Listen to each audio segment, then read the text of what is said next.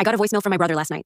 The problem? My brother has been missing for 3 years. His name was Ethan. He disappeared when he was 24. No goodbye, no explanation, no body, just gone. The police searched his apartment, checked his bank accounts, interviewed his friends, and eventually closed the case. My parents never accepted it. I tried to.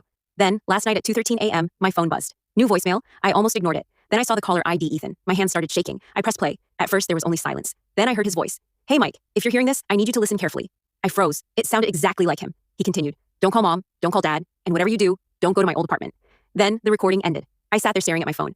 There was no way. Ethan's number had been disconnected years ago. I checked the voicemail details. The message had been received 2 minutes earlier. I barely slept that night. The next morning, I drove to my parents' house. I didn't tell them about the voicemail. Instead, I asked my dad if he still had Ethan's old apartment key. He looked at me strangely. Why? I just need to check something. He reached into a drawer and handed me the key. I drove to Ethan's old apartment. The building looked exactly the same. Same cracked entrance, same broken mailbox, same hallway light that always flickered. I unlocked the door. Inside, everything was covered in dust. I walked through the living room, then the bedroom. Nothing. Then I noticed something strange. The closet door was slightly open. I pulled it wider. Behind a stack of old boxes was a small metal lockbox. I had never seen it before. The key was already inside the lock. I opened it. There was one photograph. It showed Ethan standing outside a gas station, but someone had written a date on the back. Tomorrow. Underneath it was an address. My heart started pounding. I recognized the address immediately. It was an abandoned motel about 40 miles outside town. I almost left. Then my phone buzzed again. Another voicemail. This time, Ethan only said 5 words. You were never supposed to find this.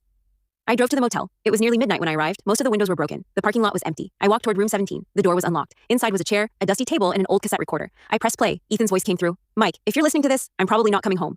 I stopped breathing. He explained that 3 years earlier, he'd accidentally discovered something he wasn't supposed to know about. He had been trying to expose it. Someone found out. So Ethan disappeared before they could find him. But there was one thing I couldn't understand. Why send the message now? Then the recording answered that question. Mike, I couldn't contact you before. A long pause.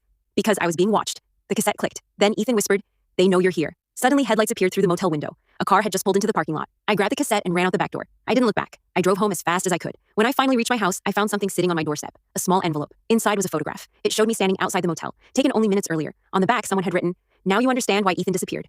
I called the police. They came, searched the area, and took the photograph. But they couldn't explain who had taken it, and they couldn't explain the voicemails either. The strangest part? The next morning, I received one final voicemail. There was no voice this time. Just 5 seconds of silence. Then a quiet knock. 3 knocks. Exactly like the one Ethan used to make when he came home late. I opened the door. Nobody was there. But on the ground was another envelope. Inside was a handwritten note. It said, tell mom I'm sorry. And underneath it, I'm still alive.